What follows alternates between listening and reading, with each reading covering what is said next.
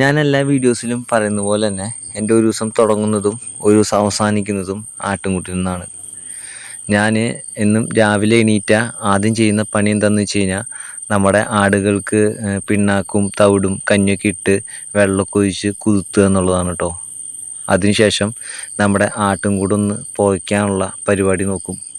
എന്താണോ നമ്മുടെ കയ്യിൽ അന്നേരം നമുക്ക് അവൈലബിൾ ആയിട്ടുള്ളത് അത് ഉപയോഗിച്ചിട്ട് ഇതുപോലെ ഒന്ന് പുകയ്ക്കും. ഇതുപോലെ ഒന്ന് പുകച്ച് കഴിഞ്ഞാൽ കൊതുകിൻ്റെ ആ ശല്യം നമുക്കൊന്ന് മാറിക്കിട്ടും കേട്ടോ. അതിനുശേഷം നമ്മുടെ ആട്ടിൻകൂട് ക്ലീനിങ് ആണ്. ഞാൻ എൻ്റെ ആട്ടിൻകൂട് ഒരു ദിവസം 2 നേരം ക്ലീൻ ചെയ്യും. നല്ല രീതിയിൽ കാലത്തും വൈകുന്നേരവും നല്ല രീതിയിൽ തന്നെ ക്ലീൻ ചെയ്ത് നല്ല വൃത്തിയാക്കിയിടും. ഈ ആട്ടിൻകൂട് ക്ലീനിങ് ഇല്ലെങ്കിൽ തന്നെ നമ്മുടെ ആടുകൾക്ക് പലവിധമായ രോഗങ്ങളൊക്കെ പിടിപെടാനുള്ള ചാൻസ് വളരെ അധികം കൂടുതലാണ്. അതിനുശേഷം നമുക്ക് കറവയുള്ള ആടുകളെയൊക്കെ കറക്കുക എന്നുള്ളതാണ് അടുത്ത പണി. അകിടൊക്കെ വെള്ളമൊഴിച്ച് നല്ല രീതിയിൽ കഴുകിയതിന് ശേഷം നമ്മളിതുപോലെ ആടുകളെ കറന്നെടുക്കും.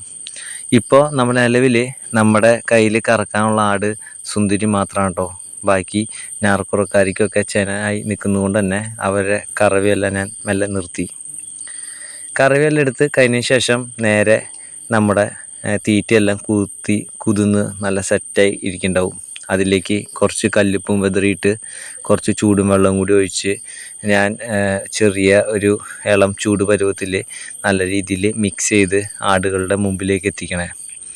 നമ്മൾ ഈ വെള്ളം കൊടുക്കുമ്പോൾ കല്ലുപ്പൊക്കെ ഇടണത് എന്താണെന്ന് വെച്ച് കഴിഞ്ഞാൽ അത്യാവശ്യം നമ്മുടെ ആടുകൾക്ക് നല്ല രുചിയോടുകൂടി വെള്ളം കുടിക്കാനും പിന്നെ ദഹനത്തിനൊക്കെ കല്ലുപ്പ് വളരെ നല്ലതാണ് കേട്ടോ.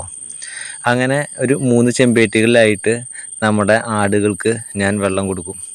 ഇതുപോലെ ഇളം ചൂടോടുകൂടി കൊടുക്കുമ്പോൾ നമ്മുടെ ആടുകൾക്കൊക്കെ നല്ല ഇഷ്ടമാണ് കേട്ടോ. അവർ നല്ല രീതിയിൽ തന്നെ വെള്ളം പെട്ടെന്ന് തന്നെ കുടിച്ച് തീർക്കുകയും ചെയ്യും.